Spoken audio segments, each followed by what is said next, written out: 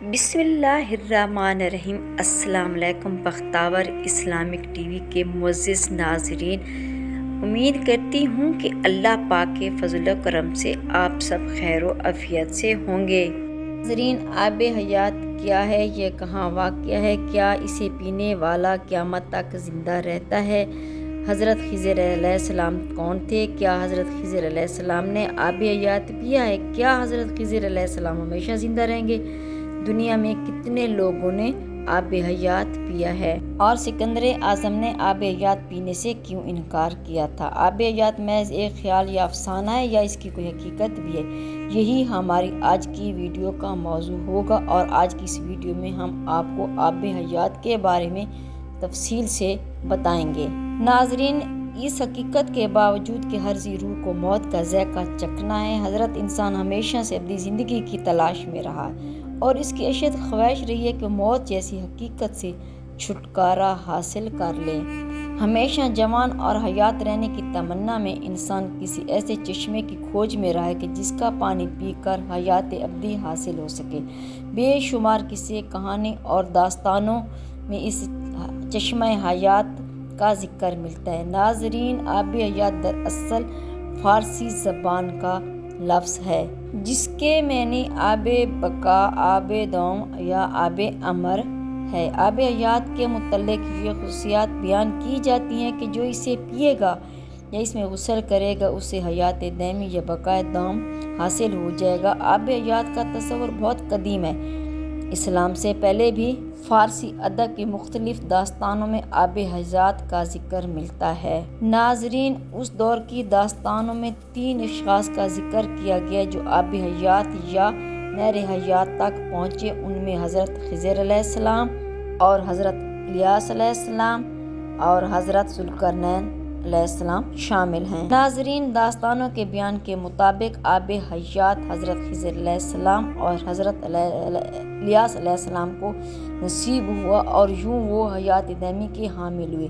یہ ایک ایسا مسئلہ ہے جس کے بارے میں طے کرنا بہت مشکل ہے کہ آیا آب حیات کا کوئی وجود تھا ہے یا نہیں اور حضرت خضر علیہ السلام سے اس کا کیا تعلق ہے۔ کچھ روایات کے مطابق یہ روایت صحیح ہے کہ حضرت خضر علیہ السلام نے چشمہ آب حیات یا نہر حیات سے پانی پیا اور وہ حیات ہیں، جبکہ کچھ اس سے اختلاف بھی رکھتے ہیں۔ ابن اسحاق کے بیان کے مطابق حضرت خضر علیہ السلام کو حضرت آدم علیہ السلام نے اپنے تدفین اور طوفان نوح کی خبر بھی دی تھی اور وہ کشتی نوح میں سوار ہوئے تھے۔ اسی طرح تفسیر خازان میں امام علاء الدین علی ابن محمد نے اور شیخ ابو عمر بن صلاح نے اپنے فتادی میں فرمایا ہے کہ حضرت خضر علیہ السلام اور حضرت علیہ علیہ السلام جمہور عالمین صالحین کے نزدیک زندہ ہیں اور ہر سال زمان حج میں ملتے ہیں، اور یہ کہ حضرت خضر علیہ السلام نے چشمہ حیات میں غسل فرمایا اور اس کا پانی بھی پیا تھا۔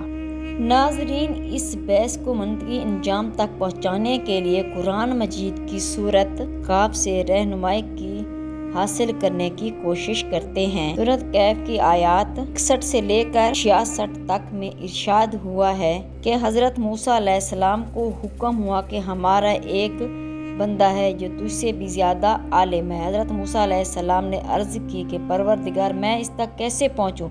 حکم ہوا جہاں 2 دریا ملتے ہیں وہاں ساتھ ہی یہ حکم بھی ملا کہ اپنے ساتھ ایک مچھلی نمک آلودہ لے لینا، جہاں وہ مچھلی گم ہو جائے وہیں ہمارا بندہ ملے گا۔ چنانچہ جب حضرت موسیٰ علیہ السلام اس جگہ پہنچے جہاں بحیرہ روم و فاراس آپس میں ملتے ہیں، نہر حیات کے نزدیک پہنچے تو ایک چٹان کے قریب کچھ دیر آرام کرنے کی غرض سے لیٹ گئے۔ مچھلی آپ کے ساتھی یوشع بن نون کی زنبیل میں تھی۔ پانی کے قطرے جیسے ہی اس پر پڑے وہ حکم خداوندی زندہ ہو کر پانی میں غوطہ زن ہو گئی اور ایک سوراخ کے ذریعے ایک سرنگ میں پانی میں اترتی چلی گئی۔ جب حضرت موسیٰ علیہ السلام وہاں سے روانہ ہو کر کچھ دیر گئے تو یوں سے پوچھا کہ مجھے بھوک لگی، وہ مچھلی کہاں ہے؟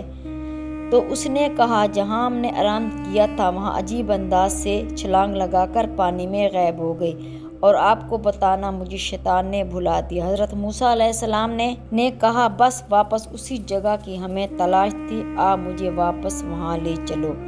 وہاں جا کر دیکھا تو ایک بندہ خدا وہاں بیٹھا ہوا ہے۔ آپ علیہ السلام نے سلام کیا اور کہا میں موسیٰ ہوں، نبی اسرائیل کا نبی۔ تفسیر ابن کثیر کی جلد سوم کے مطابق وہ اللہ کا نیک بندہ حضرت خضر علیہ السلام تھے۔ ناظرین، اس کے بعد کی تفصیل عام ہے کہ آپ علیہ السلام نے حضرت خضر علیہ السلام کے ساتھ سفر کیا اور انہوں نے کہا کہ موسیٰ جو عمل میں کروں آپ سوال نہیں کریں گے۔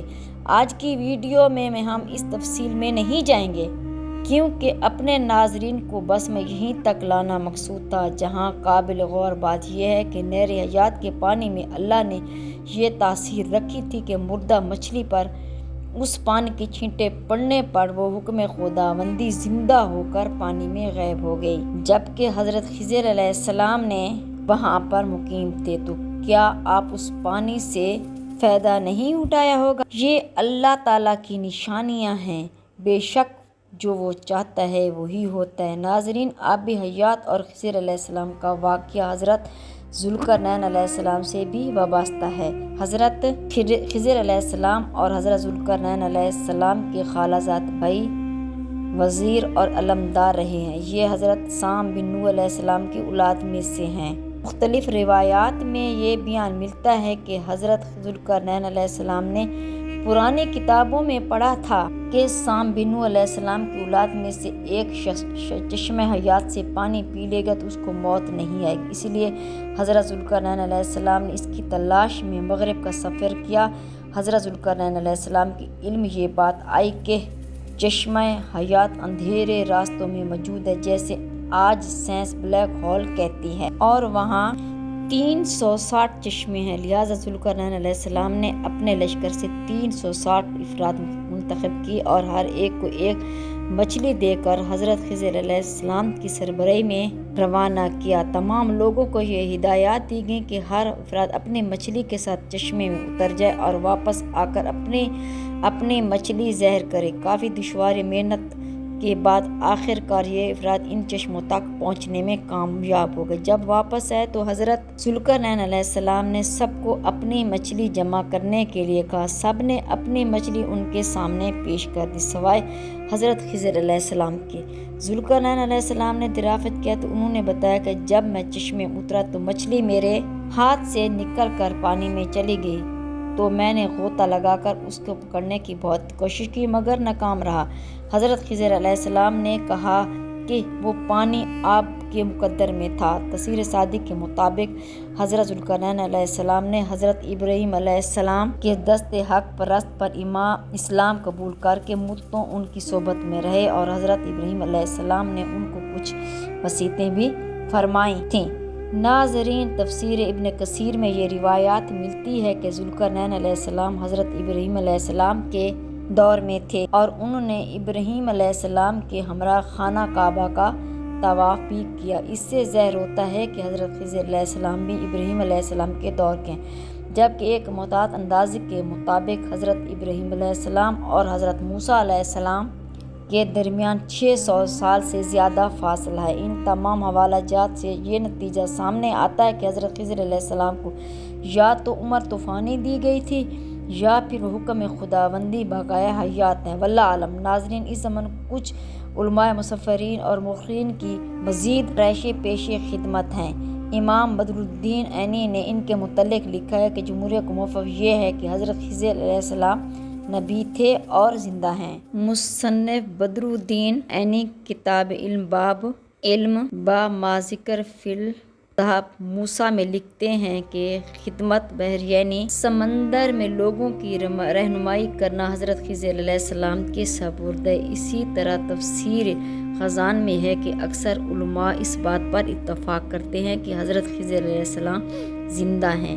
شیخ ابو العمر بن صلاح اپنی فتاوی میں فرمایا کہ حضرت خضر علیہ السلام جمہور علم صالحان کے نزدیک حیات ہیں۔ یہ بھی کہا جاتا ہے کہ حضرت خضر اور حضرت الیاس علیہ السلام دونوں زندہ ہیں اور ہر سال زمان حج میں ملتے ہیں۔ یہ بھی اس سے منقول ہے کہ حضرت خضر علیہ السلام نے چشمہ حیات میں غسل فرمایا اور اس کا پانی بھی پیا۔ ایک روایات میں کہ حضرت عمر فاروق رضی اللہ عنہ کسی کی نماز جنازہ پڑھوانے والے تھے کہ ایک آواز سنائی دی، ابھی ٹھہر جائیں، جب تک وہ آنے والا نہیں آیا آپ رکے رہے۔ بعد میں جب لوگوں نے دریافت کیا تو آپ نے کہا کہ وہ حضرت خضر علیہ السلام تھے۔ یہ واقعہ بھی تفسیر ابن کثیر کی جلد اول میں نقل ہے۔ کہا جاتا ہے کہ سکندر اعظم کو شوق ہوا کہ وہ آب حیات کا چشمہ تلاش کرے اور اس کا پانی پئیں۔ اسے تلاش کرتا کرتا اس تک پہنچ گیا تو اس نے چشمے کے کنارے پر ایک پرندہ پایا جس کے بال اور پر جھڑ چکے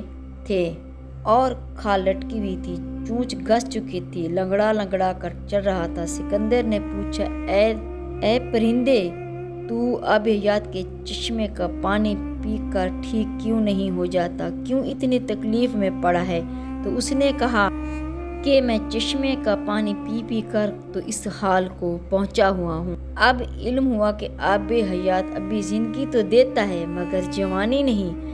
اب بڑھاپے نے میرا یہ حال کر دیا کہ چلنے پھرنے سے لاچار ہوں، مگر موت نہیں آتی کہ کچھ راحت پاؤں۔ سکندر اعظم نے پانی سے پینے سے انکار کر دیا اور واپس پٹل آیا، اور 32 سال کی بھری جوانی میں وہ دم اجل کو لبیک کہا۔ ناظرین، آب حیات کے موضوع پر کچھ فلمیں بنائی جا چکی ہیں اور کئی ناول بھی لکھے جا چکے ہیں۔ انسان نے تقریباً ساری دنیا کھنگال ڈالی ہے۔ بے شمار خوف گرد سرد مختلف نمکیات سے پورے چشمے بھی مل گئے ہیں مگر جوانی کا چشمہ اور آب حیات نہ مل سکا۔ علم و تحقیق کے مطابق بڑھاپے یا عمر میں اضافے کا سلسلہ پیدائش کے دن سے شروع ہو جاتا ہے۔ بچے کا بڑا ہو کر بالغ ہونا اور پھر بڑھاپے میں قدم رکھنا، جس کے بعد اضافے عمر کے سبب انسان کی کارکردگی گھٹنے لگتی ہے جو بالآخر موت پر ختم ہو جاتی ہے۔ ناظرین، آج پوری دنیا کے سائنسدان اور ڈاکٹر موت کے خطرات کو کم کرنے کی دوڑ میں لگے ہوئے ہیں۔ سب کی کوشش ہے کہ کسی طرح انسان کی عمر بڑھا کر موت جیسی حقیقت سے دور کیا جائے، مگر بحیثیت مسلمان ہمارا عقیدہ ہے اور قرآن مجید اور فرقان مجید میں کہا کہ کل نفس ذائقۃ الموت، ہر انسان کو موت کا ذائقہ چکھنا ہے۔ اصل چیز زندگی کی امنگ اور طبیعت کی جوانی ہے، جس کے بغیر لمبی زندگی ایک عذاب بن جاتی ہے۔ ہماری تو یہی کوشش ہونے کی چاہیے کہ دنیا میں ایسے اعمال سر انجام دیں کہ پھر اللہ تبارک تعالیٰ کے وعدے کے مطابق ایک پرلطیف حیات دائمی ہمارا مقدر بن جائے۔ ویڈیو میں آخر میں آپ سے یہی گزارش کروں گی کہ پلیز میرے چینل کو سبسکرائب کر دیا کریں، کیونکہ اس سے میری حوصلہ افزائی ہوگی، اور آپ کی محبتوں کا شکریہ کہ آپ ٹائم نکال کر میری ویڈیو کو پسند کرتے ہیں۔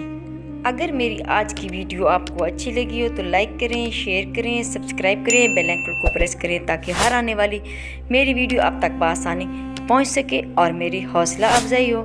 فی امان اللہ۔